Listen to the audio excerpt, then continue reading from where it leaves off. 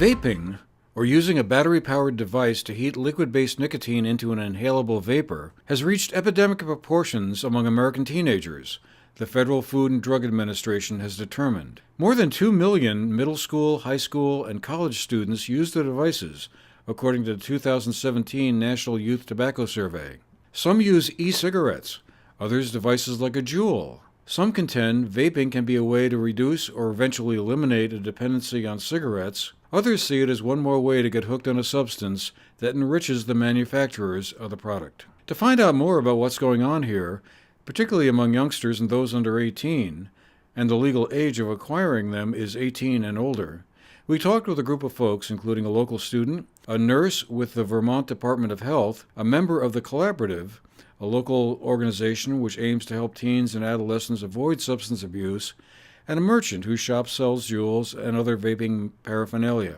Skylar Dryden is a local student from Burn Academy, and he gets us started. So vaping is basically when a e-liquid or an e-juice is vaporized or turned into an aerosol, and it's inhaled, and it gives the user or whoever is inhaling this a high or just sometimes a relaxed feeling. Depends on what's in the juice. Mostly what I have found to be the most concerning, because they market to teenagers and they market to people my age, and they make it readily available, they make it easy to access, and they have created a name for themselves in the market, and they have been one of the fastest growing companies. They have beat Facebook for the fastest growing company. Kathleen Riley is a public health nurse with the Vermont Department of Health. The thing that Skylar said that I think is really important is he said it aerosolizes the liquid. It's not a vapor. A vapor is a liquid that's turned into a gas. So it's an aerosol. And in aerosols, there are particulate matter, okay, which is never good for your lungs. And that particulate matter, in terms of e-cigarettes, Juuls, vape pens, whatever product you're talking about, that aerosol contains not just nicotine, but sometimes heavy metals like lead, and volatile organic compounds. One in particular is a compound known as diacetyl, and diacetyl has been linked to lung cancer. So it's not this harmless, really liquid, it's actually an aerosol, which is a little bit different. Yes. This is essentially where the liquid is turned into an aerosol. The rest of this is battery.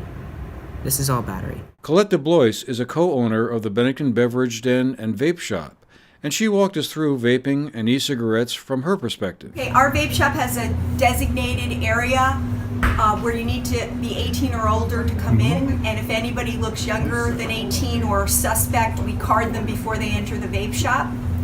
Then they will be carded again at the register. And if you come on in here, you'll notice that all our vape products are between a lock and key or a lock that must be opened by staff, so nobody is allowed to access these. So we have 3 levels. We have the entry, we have access to the cabinet, and we have checking at the register, which people need to be carded. So 3 levels of checking that they're making sure they're the right age. Okay. So we feel very confident that we're not selling to minors. There's vaping and e-cigarettes, but there's a difference between the two, she said.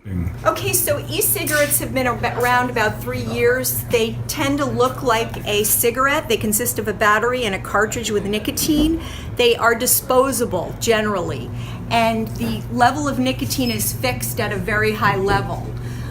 These are not suitable for people really trying to quit. Most of the folks selling e-cigs are getting out of the business, and they're going to vape products, which look like this.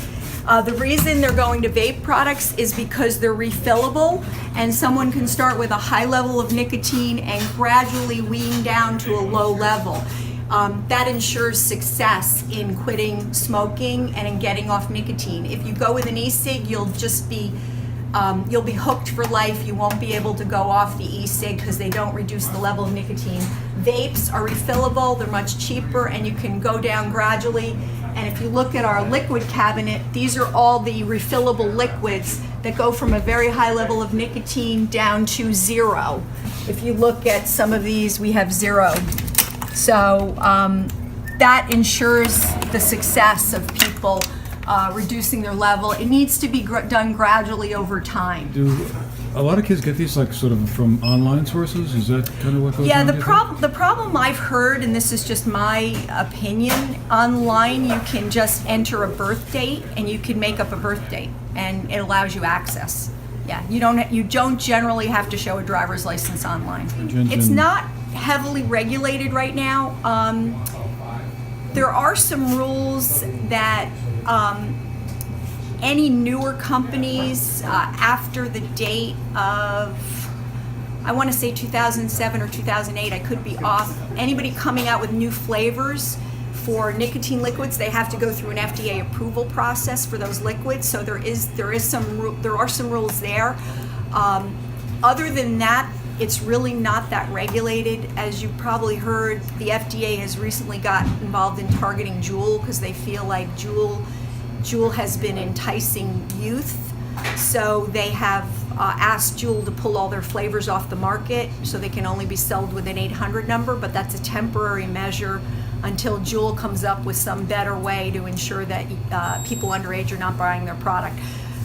Generally, it's not a heavily regulated area, though. Other than getting new e-liquids out on the market, there's really very little regulation. The other regulation is they've now required that packaging has an addictive a notification on there for people purchasing it. So that's relatively new in the last year or two as well. Victoria Silsby works with The Collaborative, a Londonderry-based organization which aims to prevent youthful substance abuse. It's really easy to hide this device in your hand, and when you're exhaling the aerosol, you can just go like this, and the teacher in the classroom or the hallway monitor or whoever may not notice that little bit of aerosol going into your shirt sleeve. Schools around here in the community have a really robust policy incorporating tobacco substitutes, and the Vermont state statute includes Juul and e-cigarettes as a tobacco substitute. You were asking about what the FDA was doing, and this is one of the components, the 5 points that the FDA is currently looking into is the online sales. On its website, Juul says its mission is to improve the lives of the world's adult smokers and aims to combat underage use. A statement from the chief executive officer of the company reads in part as follows. Of course, we understand that parents and lawmakers are concerned about underage use of Juul, as are we. We can't restate this enough. As an independent company that is not big tobacco, we are driven by our mission and commitment to adult smokers. We believe in sharing facts, and education around youth is extremely important. So what makes these so attractive to teens or young folks? Is it the marketing thrust is Yes. geared towards that market, or is it just something that's sort of a status symbol that... So it's kind of a bit of a both. So this came out, I don't know, maybe 2 years ago, and it took off really quickly. It became something, that the cool kids had, all that kind of stuff. There's like clubs that people do or whatever, all kinds of stuff like that. And what Juul did is actually pretty crazy. So, like Victoria said with the combustible cigarettes, it came out and people, all the youth got hooked on it, and it was something, there was no dangers associated with it at the time. This pod is about 200 puffs, which is, some teens can go through that in a day, and that's a pack of cigarettes. And when you're doing it as quick as some people do, it can pose the risk for some serious side effects. That So how do kids who are under 18 obtain these? I mean, because they're illegal to be sold to people under 18, if I'm correct. Correct, but I don't know if you remember when you were a teenager, but it wasn't too hard to find somebody who was 18 to go and buy one for you. A sibling, a friend, whatever. And then there's online sales, which are woefully underregulated. Regulation control by the state of Vermont is very strict, said Colette Dubois. The Vermont Department of Alcohol and Liquor Control performs sting operations where they send in undercover people who either present fake ID or attempt to present fake ID or act as a minor in purchasing. And this is why, among many other reasons, why we are so diligent about checking for ID, because those occur very frequently. And if you fail those stings, you can lose the license in your store. So the state of Vermont does a very good job in checking all stores that are in the smoke or alcohol business to make sure we're carding properly everyone.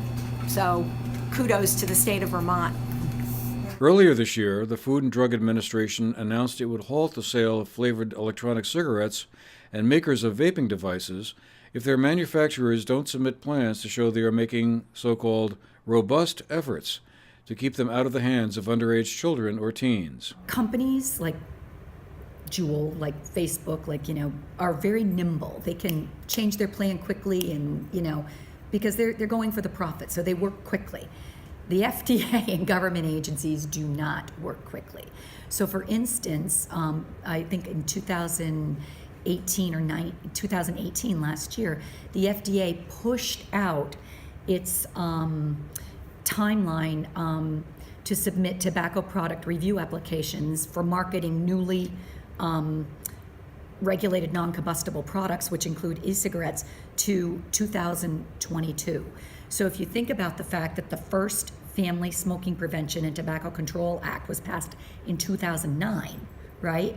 And they're extending this timeline out to include e-cigarettes, Juul, and all that kind of stuff to 2022. That's, 13 years? That's a teenager right there. For the GNAT TV News Project, I'm Andrew McKeever.